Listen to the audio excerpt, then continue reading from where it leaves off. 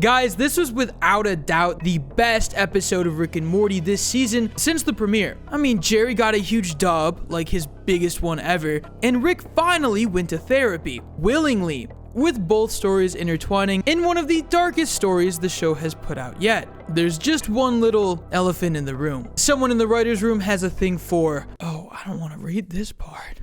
Blasting the beast? Oh no, was it a piss thing? I'm gonna paraphrase this. Someone in the writer's room definitely is into some weird stuff. I don't know how much more of this I can take at this point. Also, YouTube, any yellow liquid in this video is lemonade. Don't worry about it. There's a lot to unpack with season 6, episode 8, Analyze Piss. That's the title. So let's not waste any time and get this breakdown rolling. We open with Rick having a routine encounter with Mr. Nimbus as Nimbus is trying to seize and destroy Rick's fortress on the ocean shore, because you know it's probably bad for the environment and apparently is a waste of precious sea resources like clam and coral, I don't know. Well, this was a funny way to open the episode by calling back to Mr. Nimbus's claim that he's Rick's long-term rival. It also cemented to me that season 4 through 6 of Rick and Morty can really be classified as a new era of the show, separate from the first era of seasons 1 through 3, even though I know a lot of fans would want to exclude season 3. But think about it, the writer's room changed with one long gap between seasons 3 and 4. They knew going into season 4 that they'd have 70 episodes to toy around with, and there's definitely been a lot more continuity on things that were set up in season 4. Space Beth, Bird Person's Recovery, The Baby That Shall Not Be Named, we just had a sequel to the Story Train episode, and yeah, now Mr. Nimbus. It's a cool result of that massive pickup, with the writers being 2 years ahead of premieres. They've been writing season 8 as we speak. It allows them to create a lot of these characters or running jokes with the knowledge that they'll 100% be able to use them again in the future. They even mentioned recently that they've been planning out more of the evil Morty and Rick Prime stories, so fans have a lot to look forward to. Anyways, instead of letting Mr. Nimbus destroy the fortress, a move that would be out of Rick's control, Rick decides to blow up the fortress himself by activating its self-destruct protocol. Rick tries to treat it like a draw, but Nimbus declares that this is still a win for him before going back into hiding for another season and a half. Good to see you, buddy. We learn that this fortress is actually a bunker for Morty, Rick going out of his way to give Morty a genuine gesture of kindness. He wasn't gaining anything from it other than Morty's happiness. Why Morty needs a bunker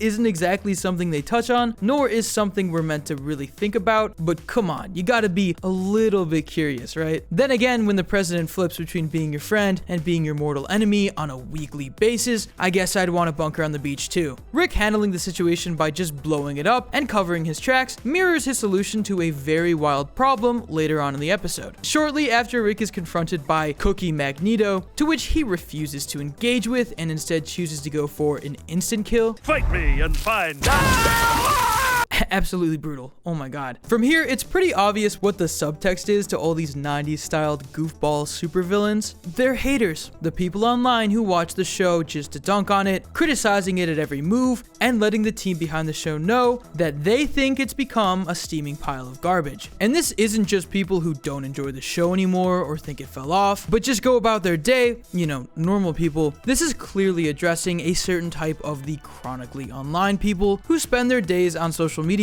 harassing the crew behind the show, eager to pick a fight. Rick prefers to disengage and ignore the haters, but Morty really encourages getting to the root of the issue and figure out what Rick's doing to attract these absolute freak shows. Rick claims he doesn't do anything to draw negative attention to himself, and if we look at this as a stand-in for the show itself, not doing anything to bait the trolls, then we just know that's a lie. Provoking the viewers is like one of the 4 go-tos this show has when it needs to crack an easy joke, right next to punking on Jerry, pop culture references, and the writer's poorly hidden fetish. God, am I one of those people that the show's making fun of? Am I that green bean fucker? God, I hope not. Oh my god. After the theme song, we witness Rick willingly attend therapy for the first time, as far as we've seen anyways, as he seeks out Dr. Wong's guidance, which paves the way for some more meta commentary. I'm a walking target for a never-ending sea of angry nerds that think getting in a fight with me is some kind of, I don't know, platform. I love how Dr. Wong's assessment of the situation basically equates to Rick and Morty holding its toxic viewers hostage by giving them a bunch of episodes they're obviously not going to like, while still milking them of their time, energy, and money for years to come. Which is solidified by Rick defending this logic with, I think it's the best I can do to profit from a situation and maybe set an example. Wong encourages Rick to go a week without engaging with these nut jobs, believing it will see positive results, and he agrees only because he hopes to prove her wrong. Also, neat detail, in the trailer Rick smiles when he blatantly lies about his little goblin foe being alive, but in the show he keeps his straight-faced demeanor. I wonder what changed, I don't know. Fast forward to the classic family dinner, and everyone's excited for Rick finally embracing therapy. Real quick, notice there's an empty seat at the table right next to Beth, presumably for Space Beth. But their parade is rained on by none other than the Pissmaster. Yes, that's what I said. God, it's just lemonade. Definitely not some writer's fetish. I'm not gonna read into this one. Pissmaster, I'm just gonna call him PM, or more so his glider, is definitely reminiscent of Green Goblin, and his glider, his position, emulating how Green Goblin stands on his glider in almost every piece of Spider-Man media ever.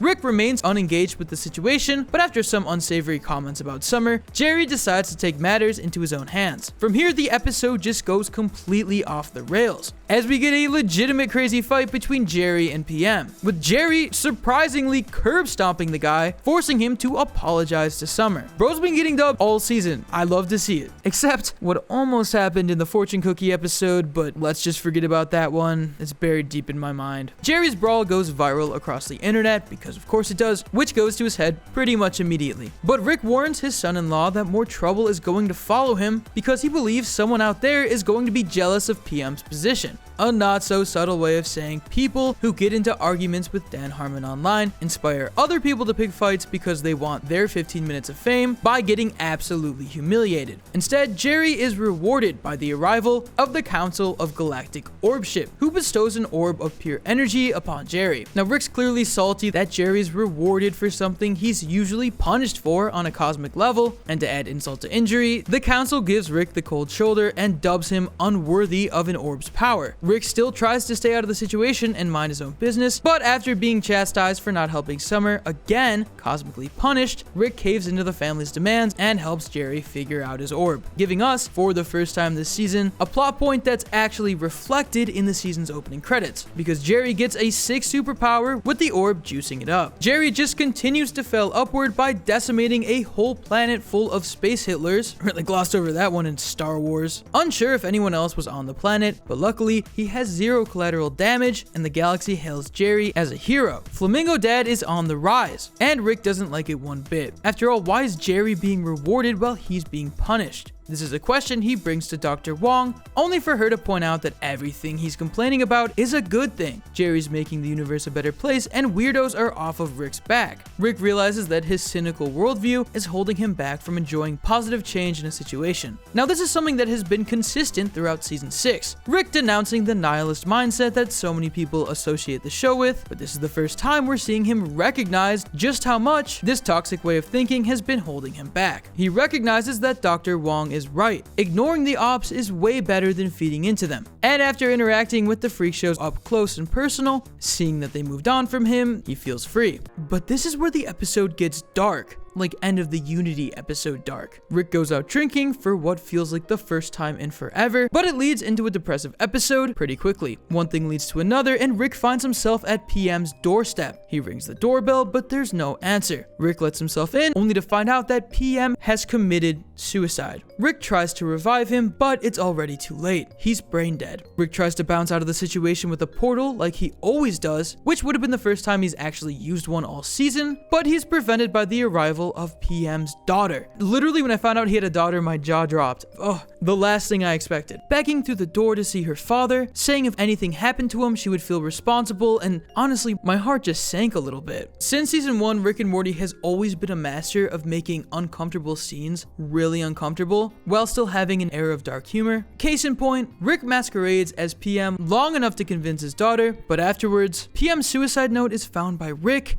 and the guy, unsurprisingly, blames Jerry. All PM wanted to do was prove people wrong, so Rick decides to fulfill his dream by taking up the mantle of Pissmaster. Now, I was kind of wondering why Rick didn't just pluck PM from another dimension, but I think that boils down to the season's commitment to avoid using portal travel, even though it's now fixed, and the fact that they probably don't want to rely on the multiverse cop-out at every convenient angle. And in an arguably gross yet hilarious vigilante montage, we see Rick do his best Iron Man impression and redeem PM's image, planning to finish off this hot streak by staging a sacrifice, making it look like he died in a blaze of glory. A solution that surprisingly Dr. Wong vibes with, since it appears to be a healthy outlet, which I'm not sure I completely agree with, but I can't help but cheer Rick on given the circumstances. Plus, he doesn't want to keep the charade up forever, so he can only take the charade so far. The Council of Orbeez catch wind of the apology tour and want to recruit Pissmaster, much to Jerry's dismay. Unfortunately for Jerry, he's presented with an ultimatum: recruit PM personally or get booted out of the council. This goes over as well as you'd think. Rick is still able to successfully stage the death, but Jerry gets the short end of the stick as his reputation as Flamingo Dad is ruined and the council is heated over him attacking PM. Jerry explains PM's true identity doesn't help either, causing the council to confiscate both orbs, including Jerry's, and piecing out to do, I don't know, weird orb stuff. Rick decides to spare Jerry the weight of what really happened to Pissmaster, sticking with the claim that he was PM the entire time. Everything seems to wrap up in a nice little bow until Rick trauma dumps onto Morty, who in return refuses to carry the weight of this secret on his shoulders and immediately informs the whole family. While this ending is kinda just depressing, it goes to show why Rick needs therapy and why he should have just consulted Dr. Wong. He needs someone to spill this intense, confidential information with so it's off his chest. But something of that magnitude shouldn't be shared with a 14-year-old boy who already has enough going on. It should be shared with a trained professional who's equipped to help Rick work through his baggage. Or just keep it bottled up and repress those emotions, because in Summer's words, that's the cool move. Overall, this was definitely a season highlight, and one I can really see sticking out in the show as a whole, not solely because of its shock value, but because we got to see Rick not only try to make a positive change in his life, but completely reshape someone's legacy so they aren't remembered as a fool. Because of Rick, Pissmaster's long life goal came true, for no other reason than Rick having empathy for the guy. I don't know about y'all, but character development is always a win in my book, especially if it's a character as stoic as Rick, and I can't wait to see what they do with this character in the last 2 episodes of the season. There you have it, guys. This was our breakdown and thoughts of the episode, but as always, we want to know what you guys think. Let us know in those comments down below. Did you love it? Did you not like it? Did you really hate it? Comment down below or tweet to us at Roundtable Vids. As always, if you enjoyed this video, make sure to give it a like and subscribe to the Roundtable and hit that notification bell to stay in the loop with all things animation. As always, guys, I'm Nemo. This was a Rick and Morty breakdown, and I will see you next time. Peace.